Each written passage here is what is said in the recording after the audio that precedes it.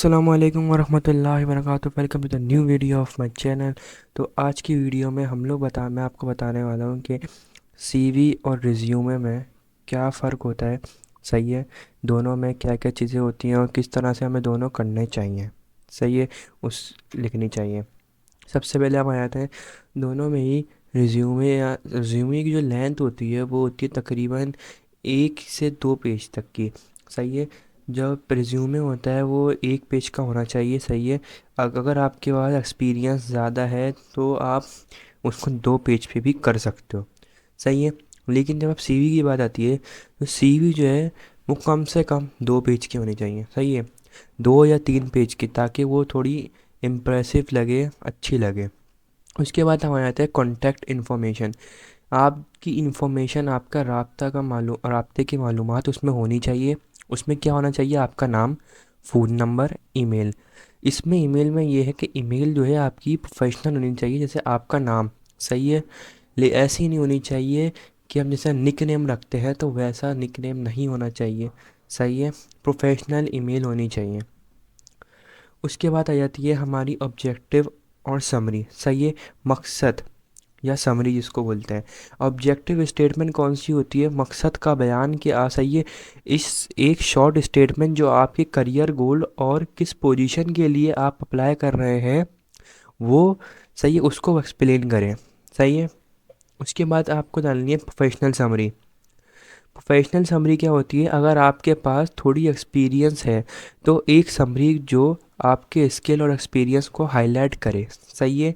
जो आपका एक्सपीरियंस है उसको हाईलाइट करे। सही है। उसके बाद आ जाते हैं हम एजुकेशन पे। आपकी जितनी भी एजुकेशन है, आपकी डिग्री, उसका नाम जो वो लिखना है आपको उसमें। सही है। इंस्टीट्यूट, किस इंस्टीट्यूट से आपने वो डिग्री हासिल करी। सही है। ईयर ऑफ ग्रेजुएशन, ग्रेजुएशन जिस ईयर में आपने वो डिग्री हासिल करी वो आपको डालनी है। Relevant course work. सही है।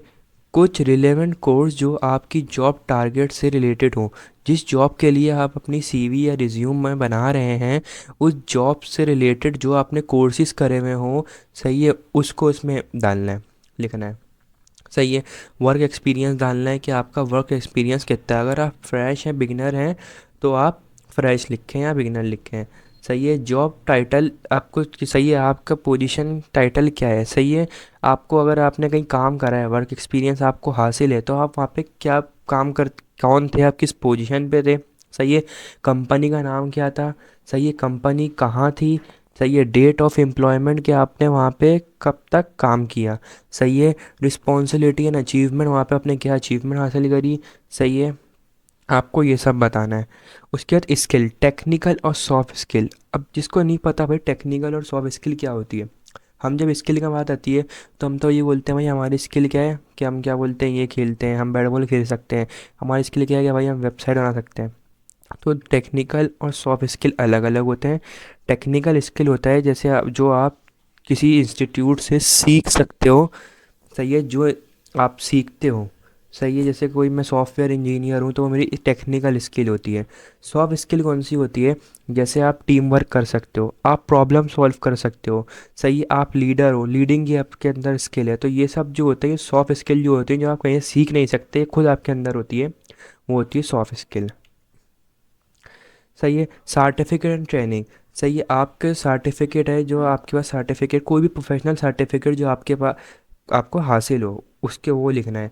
सही है। ट्रेनिंग का, अगर आपने कहीं पे भी जो भी आपका है, आपने कहाँ पे ट्रेनिंग करा हुआ है, आप जैसे ट्रेनिंग के लिए भी करते हैं, बहुत जगह है जो ट्रेनिंग के लिए रखती हैं, आप वहाँ पे भी उसका भी जिक्र यहाँ कर सकते हो।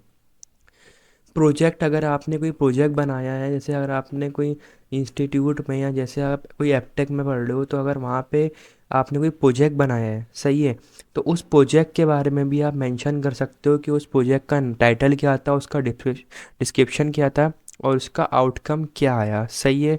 उसका रिजल्ट क्या आया। अवार्ड एंड ओनर, जो आपको कोई अवार्ड मिला हो या कोई एक ओनर की बात हो, आप वो लिख दें। सही है। इसमें डेट लिख सकते हैं आप, डिस्क्रिप्शन लिख सकते हैं। सही है। ये अवार्ड एंड ओनर, ये और ये आप प्रोजेक्ट, ये दोनों जो चीज़ें हैं ये आप सीवी के अंदर डाल दो। रिज्यूमे के अंदर आप नहीं डालते तो भी इतना फ़र्क नहीं पड़ता। रिज्यूमे आपका 1 पेज का भी होगा तो वो बहुत है, लेकिन सीवी आपको फुल डिटेल में आपको लिखनी पड़ती है। लैंग्वेजेस, आपको जो भी लैंग्वेज आप बोल सकते हो, सही है, उनके बारे में आपको लिखना है। सही है, फ्लुएंटली उसमें आगे ये भी लिख देना, जैसे फ्लुएंटली बोल सकते हो या इंटरमीडिएट या बेसिक। सही है। अब अगर मैं आपको बता दूं भाई, सबसे मेन सवाल जो होता है कि हमें रिज्यूमे और सीवी में पिक्चर लगानी चाहिए ना नहीं। सही है। अगर आपका पिक्चर लगा सकते हैं, ये आप देख लो, क्रिएटिव इंडस्ट्रीज जैसे एक्टिंग, मॉडलिंग और मीडिया रिलेटेड रूल्स, जहाँ अपीयरेंस, सही है, अपीयरेंस और पर्सनैलिटी भी इम्पोर्टेंट हो। सही है, वहाँ पे आप पिक्चर लगा सकते हो। रिलीजनल नॉर्म, सही है, रीजन जैसे यूरोप के कहीं क्या बोलते हैं सिटीज़ जो है, वहाँ पे जो है सीवी में पिक्चर जो है कम होती है, कॉमन है, वहाँ पे लोग लगाते हैं। लेकिन नॉर्थ अमेरिका और एशिया के कुछ रीजन में ये एक अनकॉमन है, जो वहाँ नहीं लगाते। तो आप पिक्चर नहीं डालनी चाहिए। देखो, जब आप कोई जर्नल बिजनेस के लिए, टेक्नोलॉजी रिलेटेड या एकेडमिक रूल में पिक्चर डालना ज़रूरी नहीं होता। सही है। जैसे आप कोई टीचिंग के लिए अप्लाई कर रहे हो या आप कोई टेक्निकल जॉब के लिए अप्लाई कर रहे हो, कोई बिजनेस के लिए, तो उसमें पिक्चर डालना ज़रूरी नहीं है। आप छोड़ दो पिक्चर को। सही है। अगर आप डालना चाहते हो तो डाल सकते हो। सही है। उसके बाद अगर लेकिन आप पिक्चर डालना चाहते हो तो उस पिक्चर की जो क्वालिटी है, सही है, पिक्चर जो है हाई रेजोल्यूशन और प्रोफेशनल क्वालिटी की होनी चाहिए।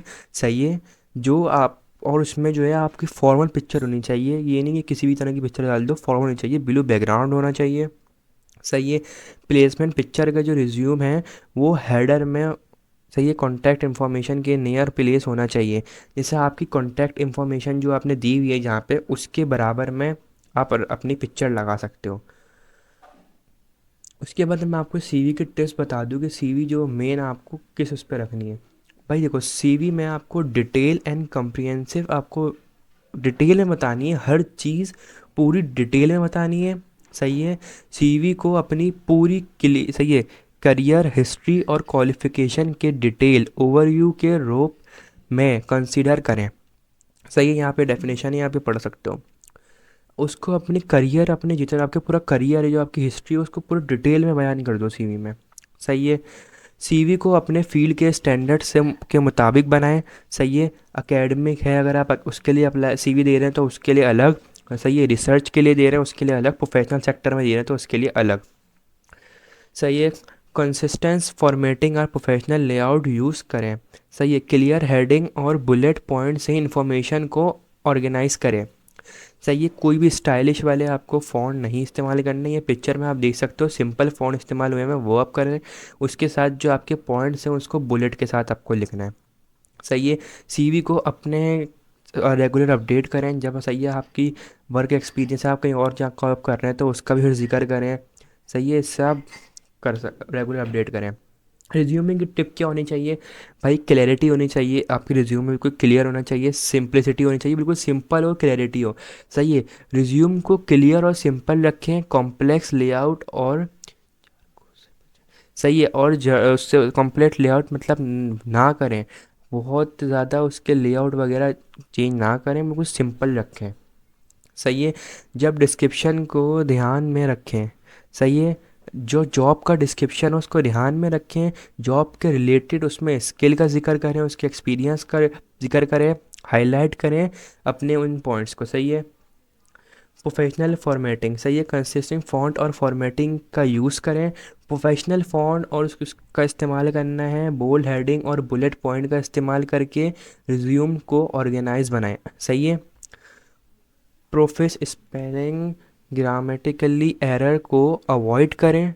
करने के लिए रिज्यूम को मल्टीपल टाइम रूफ्रेंड करें। सही है। मतलब भाई, आपको रिज्यूमे में बार बार उसको पढ़ना है, कोई भी ग्रामर, सही, ग्रामरली मिस्टेक उसमें नहीं होनी चाहिए।